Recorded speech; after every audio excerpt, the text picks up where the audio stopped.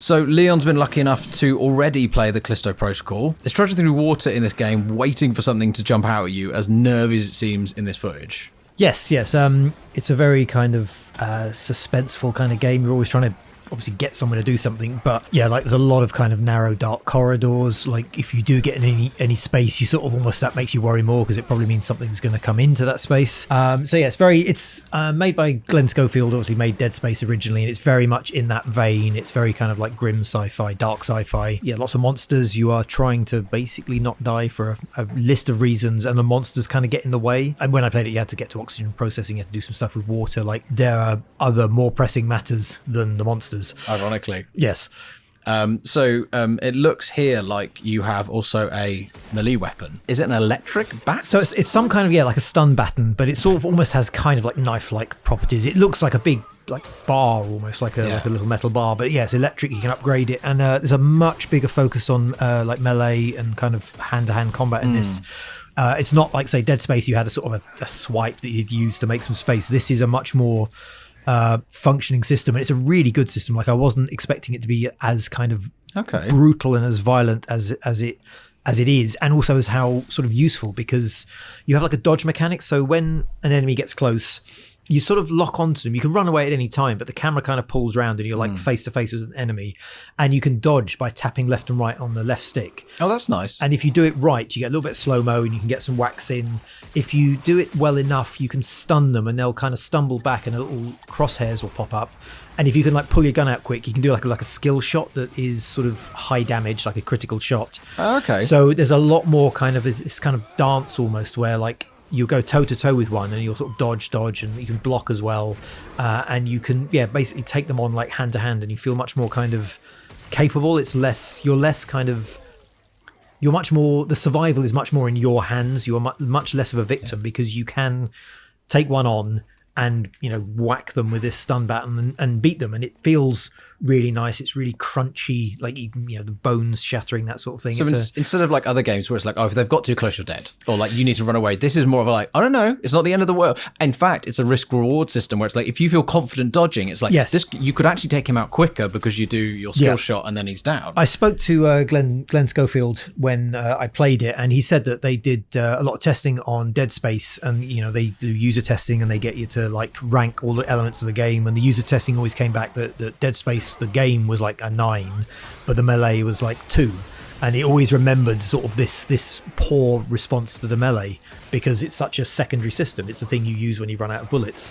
So he's always sort of thought about this, and that's why in the Callisto Protocol it's really like crunchy and violent, and you can't really, if there's a room full of people, you still have to kind of fall back on guns. But if you go one-on-one, you're like, I can just do this hand-to-hand, and you feel like it's a good sort of fighting system. It almost weirdly reminded me a bit of, was it Fight Night, the boxing game? Because you had that similar system of dodging. Yeah, so you're tapping dodge, left and jump right, in, get out, dodge, finding that sort of space. And when it works, you are, you can take one out, but it can also go wrong. You lose your timing, and then suddenly you're on the back foot, and it's, you're in trouble. But so another thing that's in this is we have the standard go get X to open Y type thing. Are these more fetch quests that funnel you into enemies, or is it more puzzles? Or? It's very similar to Dead Space. Obviously, in Dead Space, the whole point of it initially, when you first arrive on the space station, is the ship's going to crash, and you have to go and get the engine refueled. You have to get the engine restarted. You have to go, so you're doing all these things from moment to moment to kind of keep everything working and stop the ship crashing.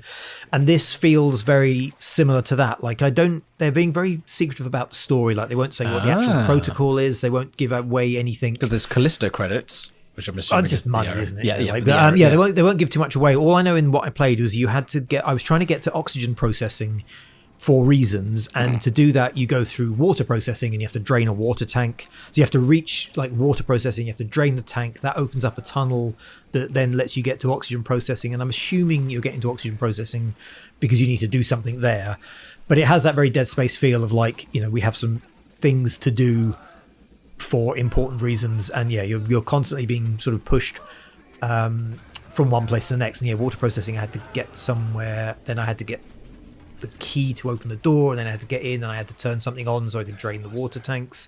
The other thing that I like about the water processing, the oxygen processing, it allows them to play with environments. So have you seen this footage? Like, I'm guessing the water processing is where all the mud is, but then the oxygen processing is where all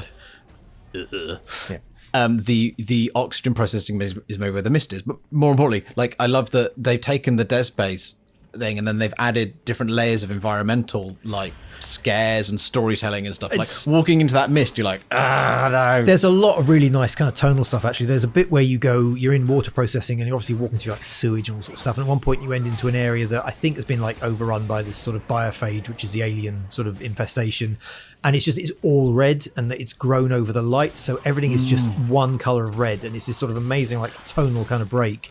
There's another really good bit when you go into a corridor, and it's a short corridor, there's a door at the end, but the door is flooded with light, so you can't really see anything, but you can hear them, and then they're shambling out of the light, and the bright light's blinding you, so you can't really see them until they're really close. And there's some really nice, like very cinematic, tonal things that really kind of shake up otherwise grim, grey corridors, like oily litter everywhere, and then you get these beautiful kind of framed moments that feel very cinematic. It speaks to very much like Glenn Schofield's been having all these ideas over the last couple of years, writing them down on post-it notes or drawing a little drawing and go, because he's an artist as well. So there are little things like that with the light where you can just imagine he's been percolating this over the years and just shoved it all in this game. We chatted really a lot. The interview I had is largely kind of useless because we went off on a tangent about horror films and stuff, and like we were talking about like lots of horror and the things that he sort of watched and stuff that he was talking about when he was making it. So it's he's a sci-fi and a horror nerd, and he's just pouring all that into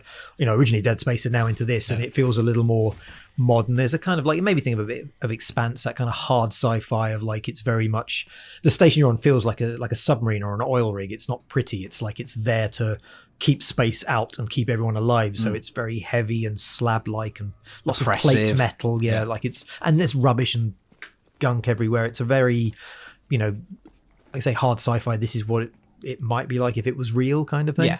So first impressions, just quickly, like, seems great. I really liked it. Like, I genuinely, I knew it was going to be sort of good. I thought it'd be all right, 6, 7 out of 10, but it's gone like straight to the top of my kind of playlist. Like, I genuinely wasn't expecting it to be as good as it was, and I really enjoyed it. And not to do comparisons, but you have recently played a lot of Dead Space.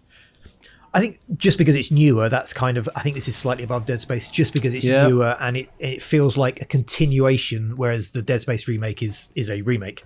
Callisto feels like it's progressing beyond what Dead Space did. Great. Well, really excited about that. Very interested to see what the Callisto Protocol ends up being. For more on the Callisto Protocol and our eventual review, and to see if it's still top of Leon's list, make sure you subscribe to Games Radar and hit the notification button.